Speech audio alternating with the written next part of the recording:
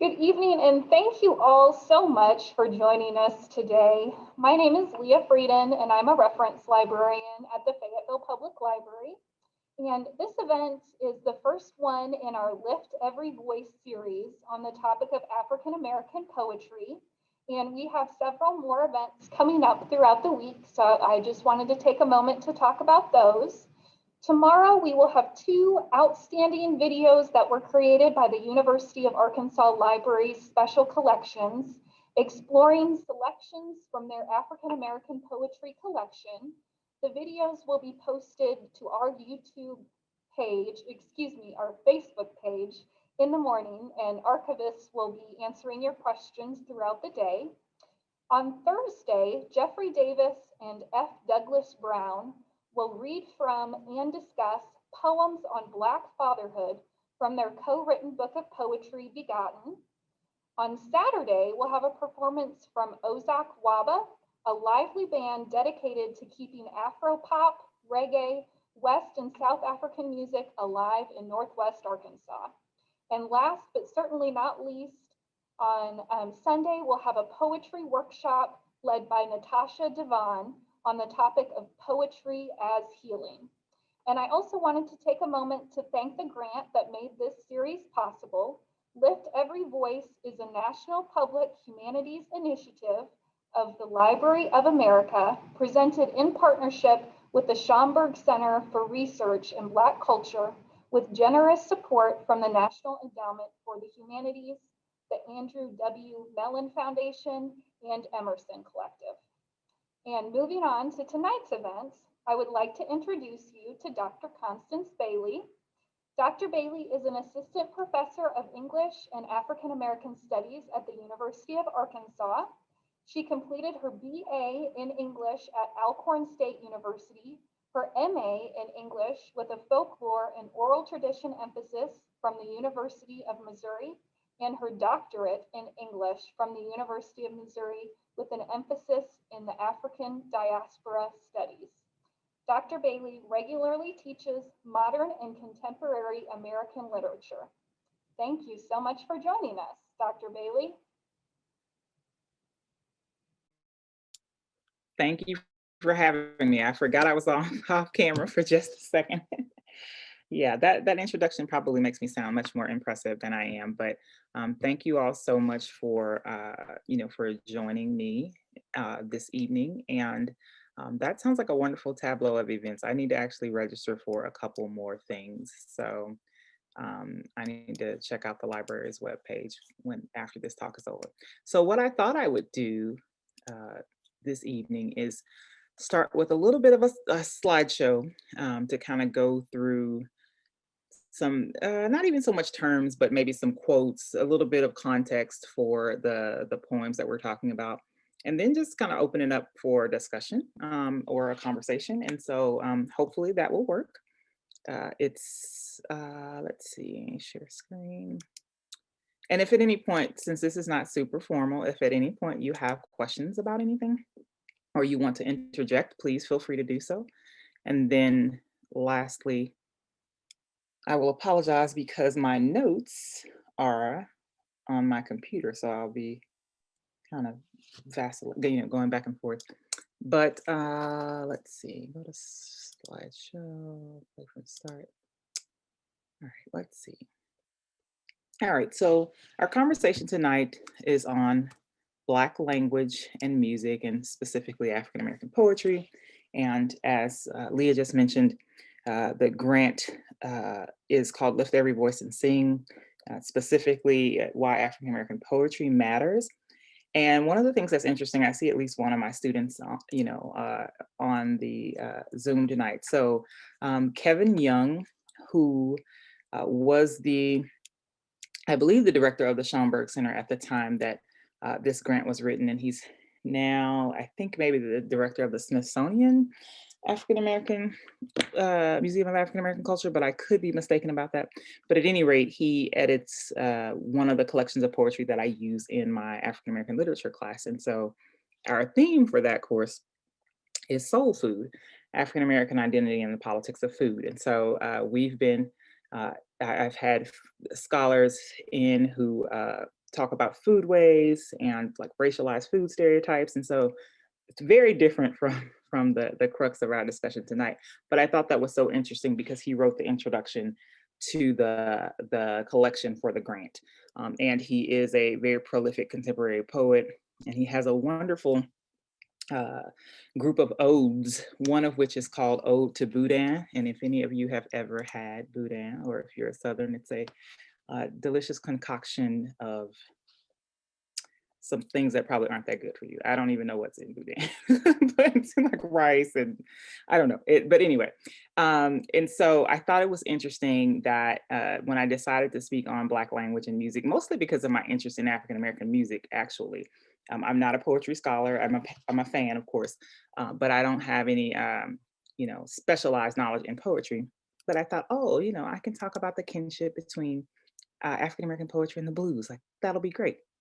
But I didn't even think about the title of the collection. And so when I got ready to pull together some notes for this talk this evening, I thought, well, that's kind of interesting that Lift Every Voice and Sing is the title of the collection because it is a song that was originally a poem, right?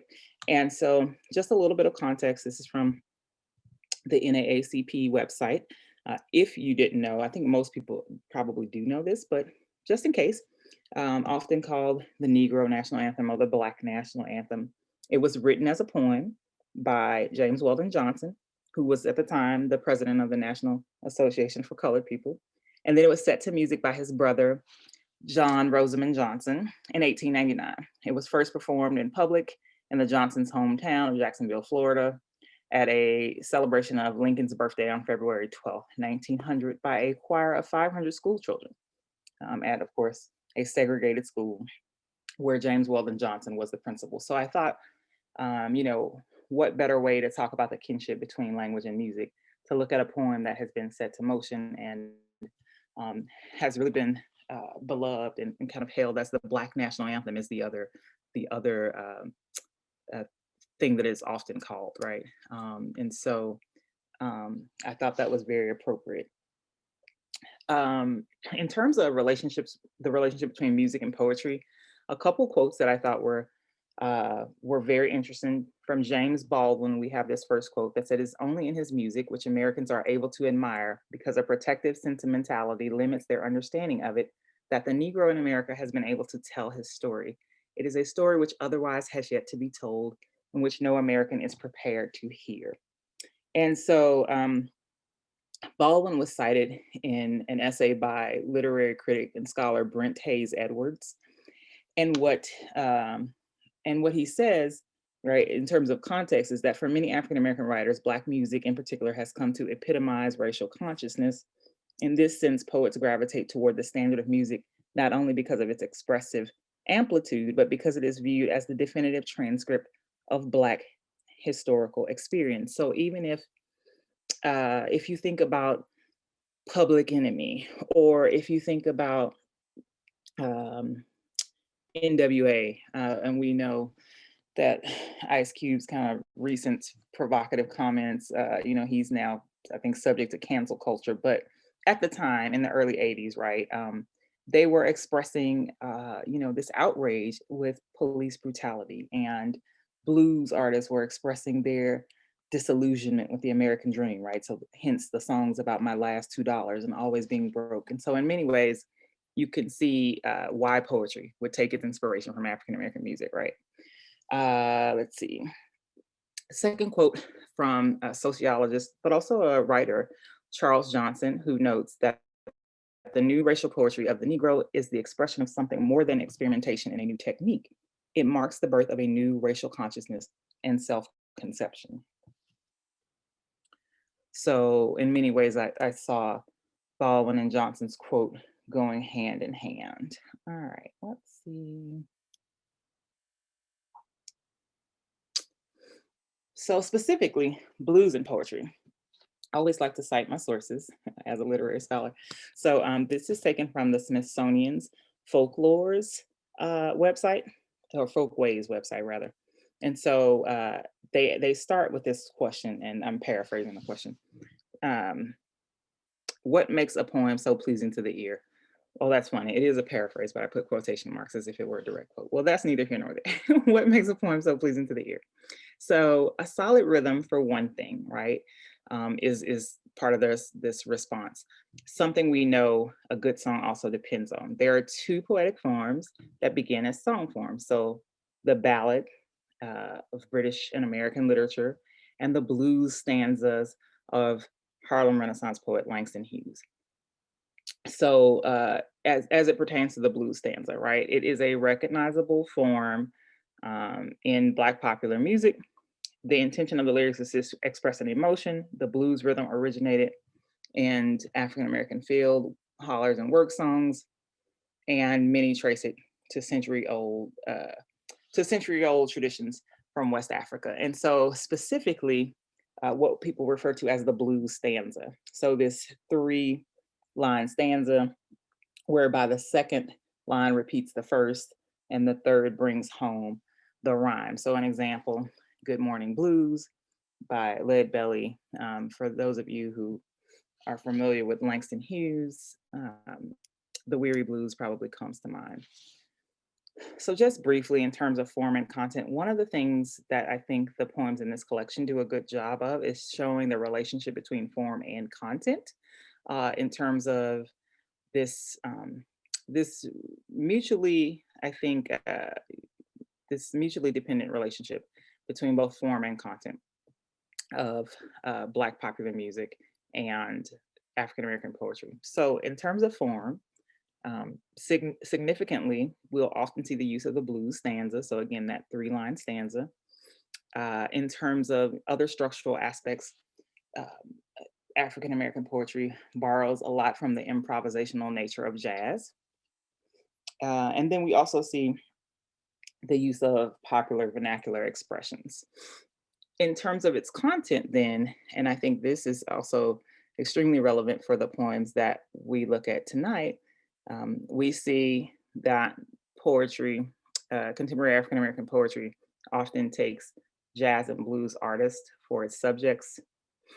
It specifically invokes the lived experiences of Black musicians, and then Black Americans by extension, and then it replicates themes from Black popular music. So again, themes from largely the blues. Oh, okay, well, all right. Actually, you know what? That's a good point. Let's break there because the next slides kind of go into the specific poems. So we'll stop the screen share. And anything we want to talk about or unpack before we look at excerpts of the poems? Nope. All right. Well, we'll go back to, we only have a few more slides actually.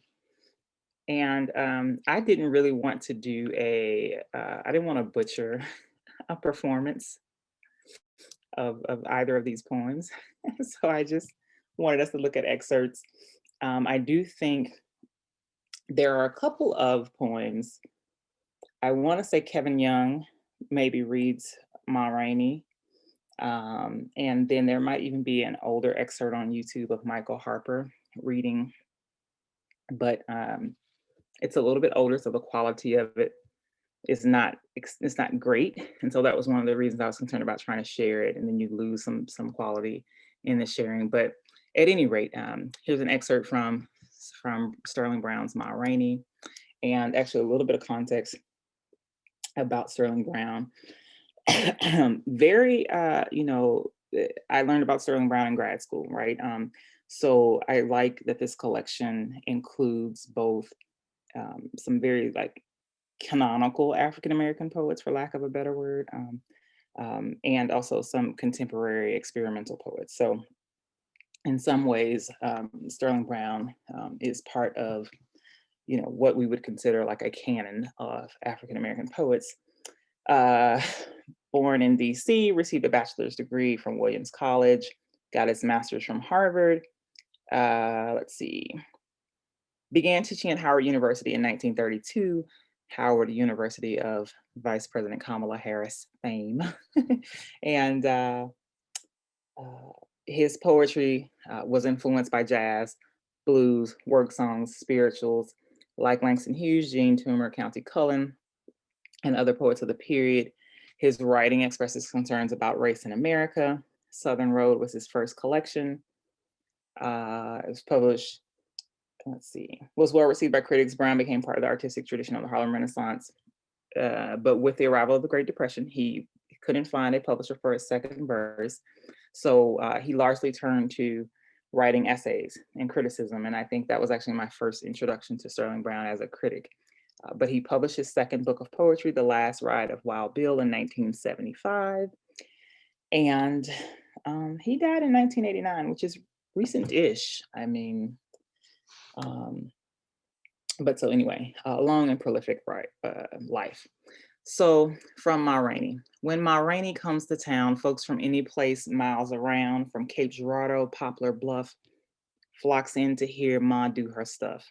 Comes flivering in or riding mules or packed in trains, picnicking fools. That's what it's like for miles on down to New Orleans, Delta, and Mobile town. Oh, Constance doesn't know how to work. When Ma hits anywhere's around. All right, and so you'll notice, despite my kind of butchered reading of that, that there's a rhythm, there's a cadence. You can hear the musicality of the verse, but also, and so in addition to some of the formal aspects of the poem, it's about Ma Rainey, and we get some geographic, some places where Ma Rainey performed, and then we get this tale of her interacting with some of the attendees to one of her shows, like what that's like. And so in many ways, a lot of the poems that have this blues and jazz aesthetic also in many ways narrate an experience, right? A Black experience. So we get this this narration of essentially an itinerant performer, right? And her traveling this circuit and performing for her fans, for her adoring fans, right? Michael S. Harper. Dr. Bailey. Yes. I'm having to interrupt, but may I ask a question as you transition from the last to the current? So first, I'm delighted to be here. Thank you so much for sharing your experience and knowledge with us. I think this is super interesting. I'm what you call a fake English major. I got an English degree, but I'm in sales. I don't actually do anything with it. I write good emails.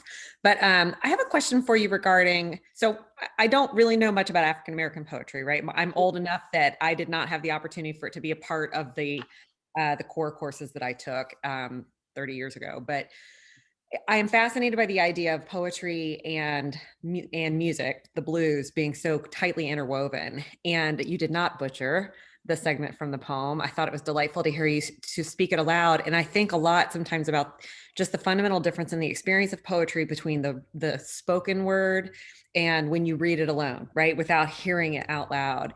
And so I don't know if you have any commentary around, I know they're both valid, right? You're still experiencing the literature, but do you have any commentary around maybe the author's intent when they wrote these? Are they always intended to be performed, if you will, or spoken aloud, or is there a different way to find value when you're simply reading it on your own? I'm just very curious in your perspective. Wow, so that is a really great question, and there's no such thing as a fake English major. All English majors are great. I don't know. I went to West Point. I have a BS in English. It's pretty fake, but it's fine. So I think so that's an excellent question. So I think there are two things at work. So I think probably all of us, even if for some reason you missed the inauguration, you probably heard or saw YouTube clips of Amanda Gorman's inaugural poem. And I have a 5-year-old, so I was on, but so it's like I heard part of it, but I didn't. But one of the things that I was like, man, I'm not abreast of enough contemporary poets. How did I miss this young lady's like body of work? How did this entire oeuvre was like over my head? I was like, who is this? So as I'm Googling her and finding old clips, I thought, oh, this is how I missed some of her work, because what often happens in the academy, rightly or wrongly, and I lean towards the wrongly, is that when we say spoken word poetry, that is a way to devalue a type of poetry that is intended to be that it's intended to be performed, right? Sometimes people say, slam poetry, that's, very similar, kind of a parallel.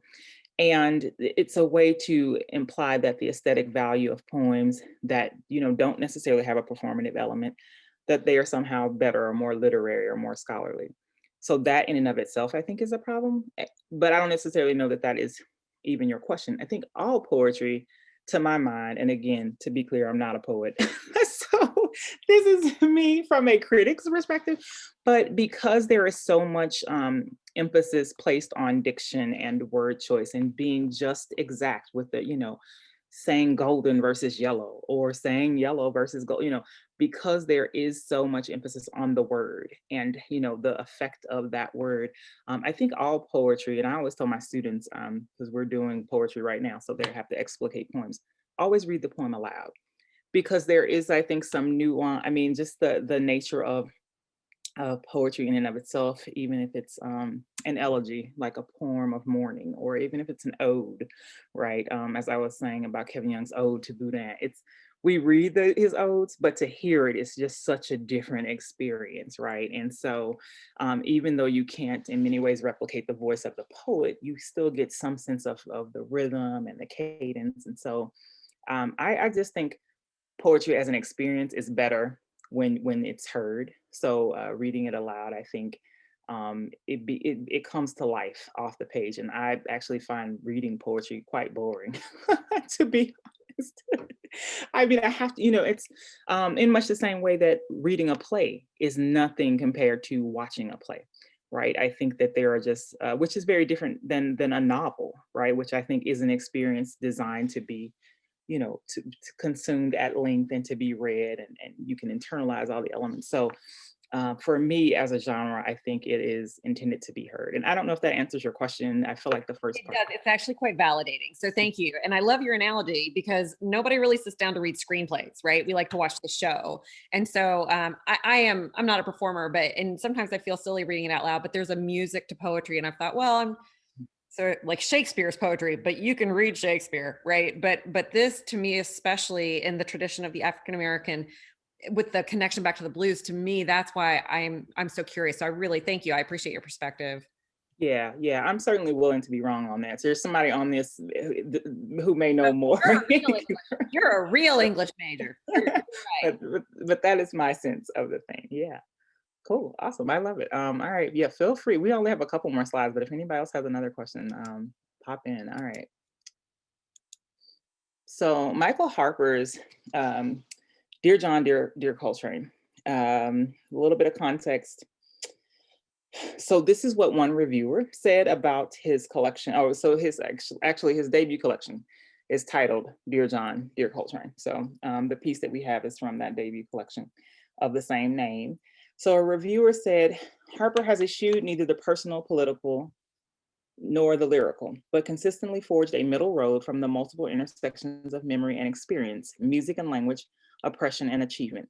His elegiac meditations on jazz legends such as Coltrane, Charlie Parker, and Bud Powell are well known, and his use of repetition and lyric fragmentation displays the influence of not only that supercharged idiom, but the slower paced tradition of African American blues, gospel, and folk music. Harper's writings, however, derive only in part from these traditions, and the many finely honed narratives in this collection display the influence of poets as diverse as Yeats, Gwendolyn Brooks, and Elizabeth Bishop. He was the first poet laureate of the state of Rhode Island and received prestigious fellowships like the Guggenheim and National Endowment for the Arts. He was a professor at Brown University for many years before retiring only 3 years before he passed in 2016. And so very famous contemporary poet who, again, had it not been for this collection, probably would have completely, he wouldn't have been on my radar, in part because when you go through graduate school, the tendency is to make sure that you are educated in a canon, right? In broad, the people that the classics, right? So, everybody studying Black poetry has to know Langston Hughes and Amiri Baraka and Gwendolyn Brooks. And sometimes the Michael Harpers slip through the cracks. But one of the things that I love about this poem, not only does he use a refrain from a Coltrane song with a love supreme, but he also go back. But when he poses this like existential question, right? Why you so black? Like the repetition, cause I am. Why you so funky? Cause I am. Why you so black? Cause I am. Why you so sweet? Cause I am. So in some ways it invokes, to my mind, the tradition of call and response, which is very much a feature of the Black church and the Black sermonic tradition. And but again, it also has a very much like a sing-songy quality to it. And that's definitely not a technical term, sing-songy, right? But the poem then goes on to say, a love supreme, a love supreme. And when in his recitation, he emphasizes those lines. And then he says, so sick you couldn't, so the next stanza begins, so sick you couldn't play Naima, so flat we ached for song, you'd concealed with your own blood, your diseased liver gave out its purity, the inflated heart pumps out the tenor kiss, tenor love, a love supreme, a love supreme. And then it goes on, a love supreme. So, so not only do we get in part this narration of Coltrane's lived experiences, but we also get this very evocative lines from one of his most famous works, right? And so the poem is, I think, especially emotional for that reason. Last but not least in the collection, and again, there are many, many poems that could have been included. So I marvel at Kevin Young's ability to create a hierarchy and to say, these are the poems. Like I could never whittle down a list to just include like 3 poems. But a little bit about Kate Rushin. She's the author of The Black Backups, so her collection of poetry that bears the same title.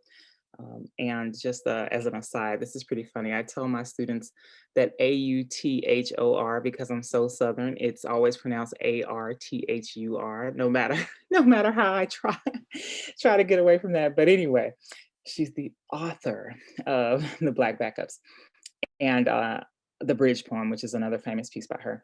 She received an MFA from Brown. She's held fellowships from Massachusetts Artists Foundation, Fine Arts Work Center in Provincetown, and the Cave Canem Foundation. And the Cave Canem Foundation, for people who aren't aware, is a very important training ground for contemporary African-American poets. So the Cave Canem poetry workshop has produced Pulitzer Prize winning poets like Natasha Trethewey, Pulitzer Prize nominees like Cornelius Eady, and many other pretty famous Black poets have come through that workshop, and it's pretty important for the training and development of. If I can chime in here real quick, I was just going to mention, since you mentioned it, Jeffrey Davis and F. Douglas Brown that are doing a presentation later this week actually met at Cave Canem, and that's where they got together and found a friendship and a mutual love of poetry and ended up writing a book together. So that's neat that you would mention that. Yeah, that's pretty cool. I actually did not know that about. I probably knew it, but maybe not. But one of the interesting things that I did not, because again, I was not. Folklore and oral tradition and folklore and cultural studies are my main areas, and so I was not in poetry other than to attend a reading on campus or something like that. And then before I finished my PhD at Mizzou, Cornelius Eady was directing Cave Canem, and he came there to hold one of our, he was we had some kind of endowed chair, and so he was directing Cave Canem while he was there. So I had the honor to learn a lot more about the workshop, and so I was really grateful for that experience, because it would have been another one of those things where in undergrad, nobody told you about, because Cave Canem wasn't a thing for Langston Hughes. So therefore we wouldn't have learned that. But so anyway, so Kate Rushin came through that workshop. And this poem, I really love this poem, actually. I don't think I got the screen share back on, but it pays tribute to all of the backup singers. And man, when you think about in this poem, I mean, she sort of opens with, and she frames it as, the backup singers for like the Elvis Presleys of the world. So like all of these soul singers who, are really giving, in some ways giving certain artists a credibility or a soulfulness that they might otherwise might not have had. So the analogy I think of is like Justin Timberlake. So apparently there are some songs where like he's singing falsetto and it's like, oh my gosh, I can't believe Justin Timberlake. And they're like, no, that's the backup singer. So some people have corrected me on that. But anyway, I was wonderfully impressed at the time, as young women are who are into boy bands. But so she's exalting the everyday in this poem in a way that I just love, and I love also how it alternates between this narrative. So it starts with this narrative, then we go into a somewhat standard quatrain, and then she goes back to the narrative. So she's alternating between the two. So the poem starts, this is dedicated to Mary Clayton, Fontanella Bass, Vanetta Washington, Carolyn Franklin, Yolanda McCullough, Carolyn Willis, Gwen Guthrie, Helene Harris, and Darlene Love. This is for all of the Black women who sang backup for Elvis Presley, John Denver, James Taylor, Lou Reed, etc., etc., etc. I said, hey, babe, take a walk on the wild side. I said, hey, babe, take a walk on the wild side. And the colored girls say, do do do do do do do do do do. I don't know if I'm reading that right, but anyway.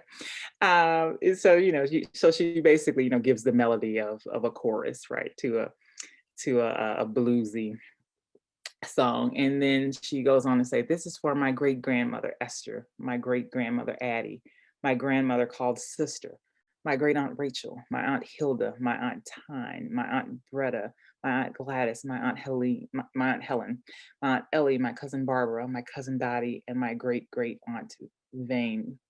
And what she says after that I don't include, but then she goes on to say, like, for the women who washed the laundry that was sent home from Ivy League schools, and something to that effect, in a way that basically, where she's paying tribute to the sacrifices of Black women. And so, I always say to my students, read the poem twice. One, for its literal meaning, like what's going on in the poem, right?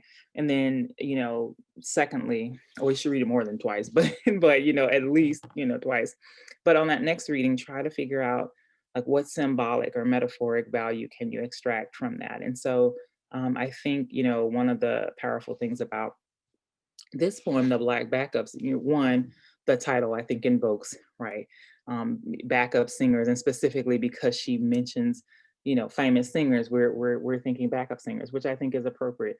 But then when we think more largely, right, particularly thinking about Black womanism and Black feminism, like how can we read this in this larger social context, right? And so for me, then those backup singers become representative of Black women who have taken a backseat to Black men and things like the civil rights movement in order to, again, let this moment be, Black men's moment, or who have, during the women's suffrage movement, who kind of took a backseat to white women. So it becomes a way to say, Black women, let me reclaim some space for Black women. So I really find it's lovely. And also, in spite of my hesitance to try to perform the line, I think the way that she alternates between the narrative and the more rhythmic melody of a song, I think to me is especially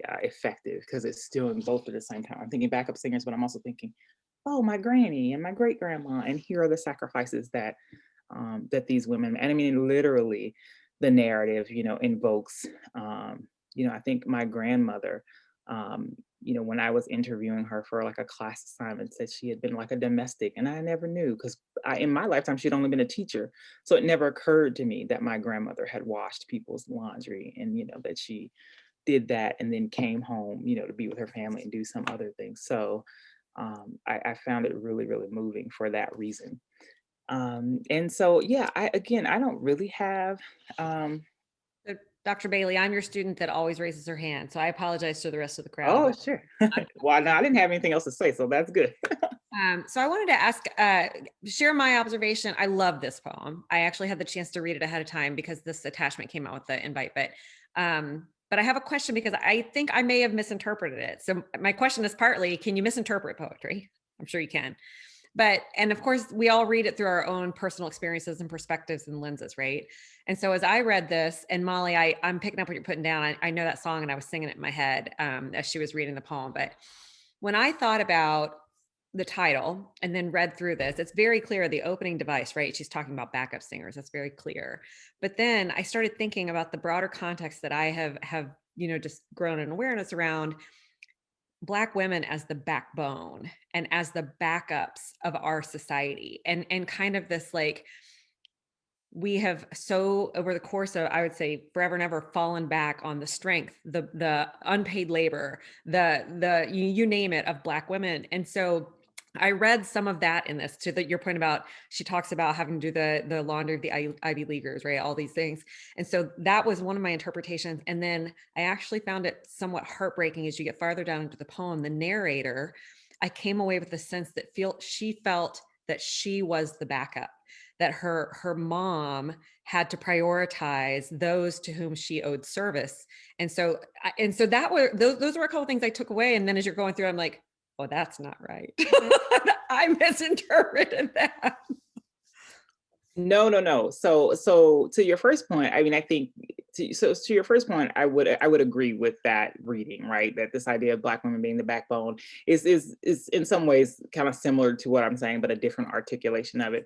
But to your second point, no, it's certainly bittersweet. I had to look back at it for a second, because what's happening is it's devoid of the context. And so you're like, oh, when I read the poem 2 or 3 days ago, so I'm just looking at the standard I'm looking at. But then as soon as I clicked back on it, I was like, oh, and it's the Aunt Jemima images, and it's like, oh, all of the, and that's like, oh yeah, the tone then becomes, almost melancholy, right? To your point. Yeah, I mean, I think,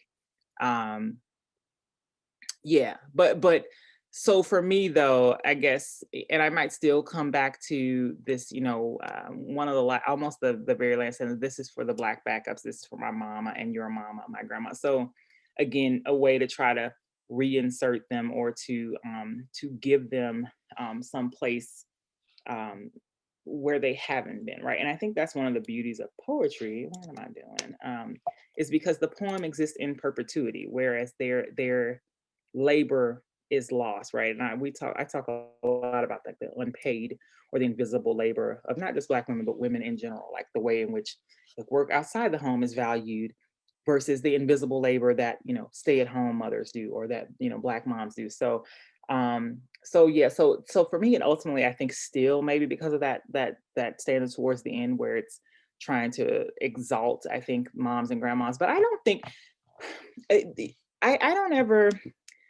I mean, I think it's Roland Barthes. I'm thinking about The Death of the Author, right? Like once you put this thing into the world, right, it exists and is subject to interpretation. And so, unless, Kate Rushin, and sometimes writers do have interviews where they say, no, this is not about that at all. And then sometimes I'm like, what? Like my students and I all get up in arms. I teach Black speculative fiction a lot, and we love Octavia Butler. And there's a story that, when you read it, I don't care how many times you read it, like the analogy of slavery is just like almost, she's like, no, that's not what it's about. It's a story about male pregnancy. And we're like, what? It's like, no, that's not true. So it's conceivable. But I think that if there is textual evidence in the poem, and that if it's a reasonable interpretation, then I always tell students like, hey, I'll buy that any day. Like, go with it. Especially if you can find something in the poem that supports that. Because for me, it's an exercise in criticism and getting them to develop their scholarly voice.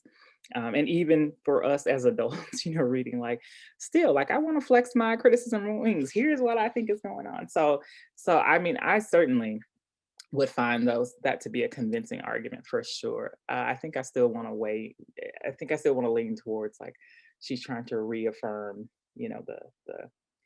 the beauty of these women and their sacrifices. But yeah, the tone for sure takes a hard left. When I got back to the Aunt Jemima imagery and all that, I was like, oh yeah, I forgot about that. So yeah, it's a great question. Other questions, comments. I don't know, Leah, like if there's a great expectation that I is there something else I should do? You've done great, certainly. I'll go ahead and chime in with my comments. I really enjoyed, I'm also an English major. I got my English degree at the University of Arkansas. And I really enjoyed this trio of poems. I thought it was so interesting that they're all on the same theme, but I liked the different time periods. I liked, the male perspective, the female perspective, different formats and layout of each poem. I really enjoyed reading through all of these and enjoyed you talking us through them. Yeah, thank you so much. I mean, it's interesting though that so even though Sterling Brown's poem is about a woman, is about Ma Rainey, I thought it was interesting that the woman poet that Kate Rushin exalts the backup singers, whereas the men are exalting kind of, I was going to say the lead man, but the lead singer, right? And so as a Black woman, she's thinking more about who's overlooked, who's but I mean, and that's relative. I know that there are writers who have written elegies for Billie Holiday. There have been Black women who've written odes for other Black women. So it doesn't always fall that way. But I do think it was kind of interesting in this collection that we had that variety of representation. And you're right, yeah, different contemporary, a lot older poem, different formats. So I found it pleasantly surprising. So.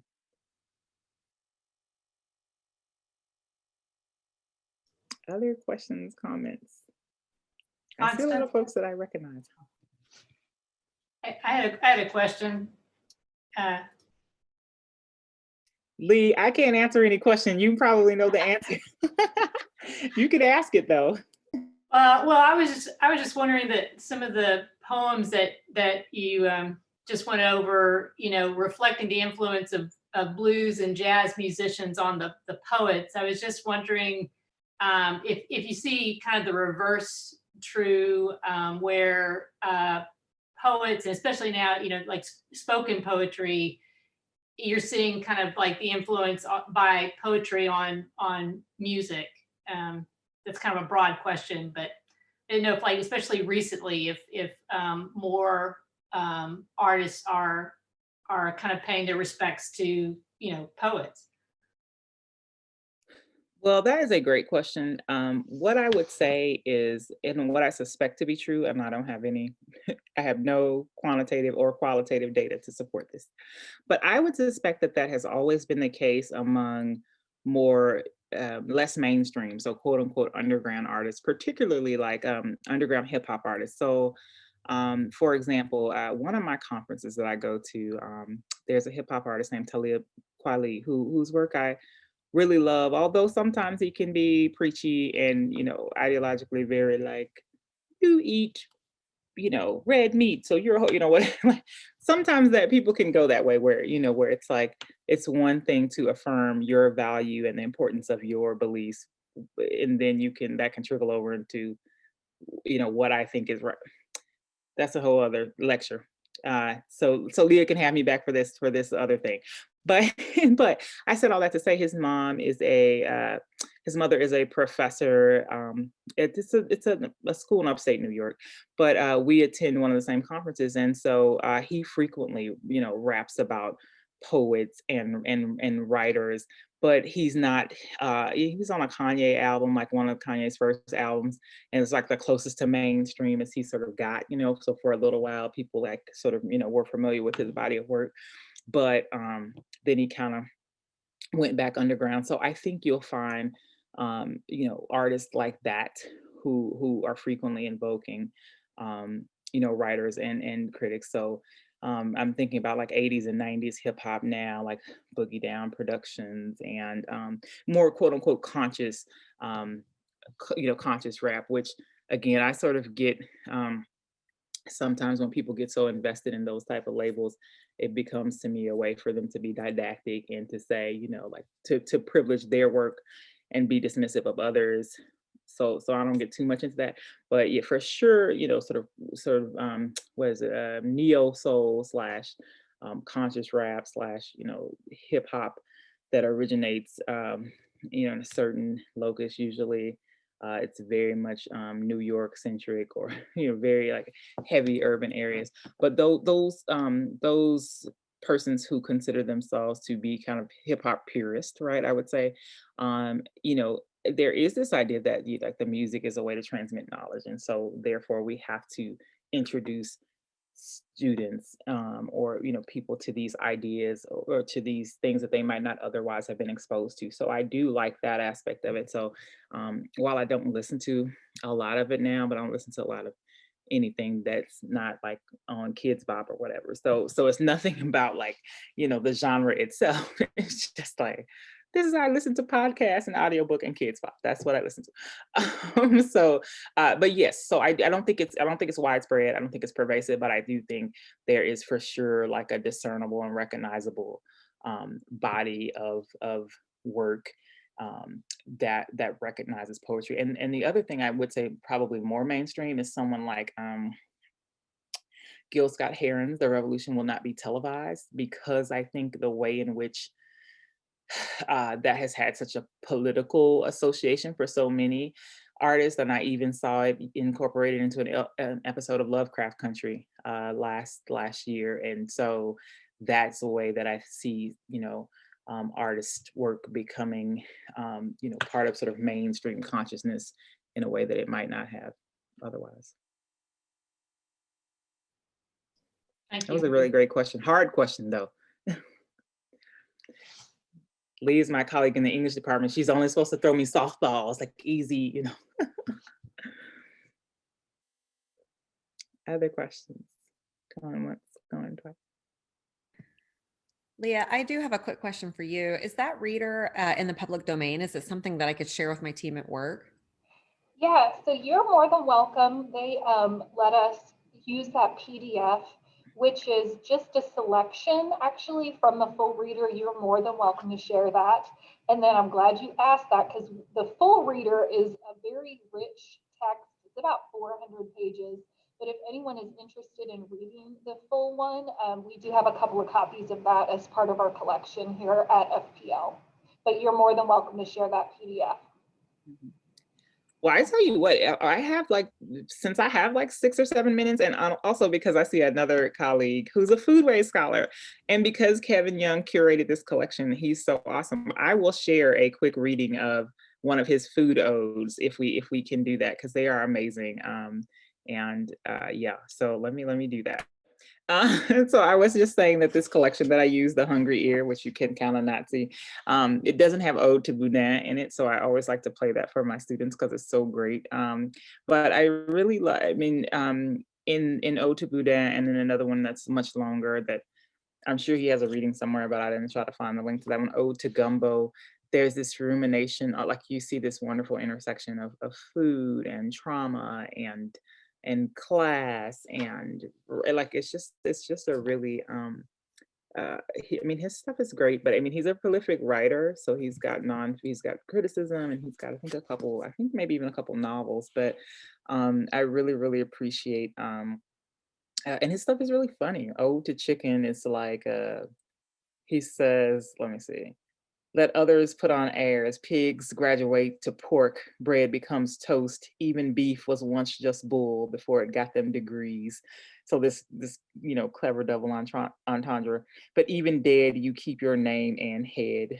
So he goes on to talk about chicken, like however you have it, nuggets, tenders, fingers, it's so his odes are great. But anyway, and I wish actually of the collection, and I haven't seen the whole 400-page one, but I was like, why isn't his, I saw an essay, but I was like, why doesn't he put more of his own poems in here? Like, what's up with that? But then maybe that would seem gratuitous, so I kind of get it, but it's like, he's a great poet. What is he doing? So anyway, yeah, I really enjoyed our talk, y'all. I'm so glad you came. Thank you so much for sharing your expertise with us, Dr. Bailey. I really appreciate it. And thank you all so much for joining us. Yeah, thank you. Thank you for having me. It was great. All right, have a good evening. All right.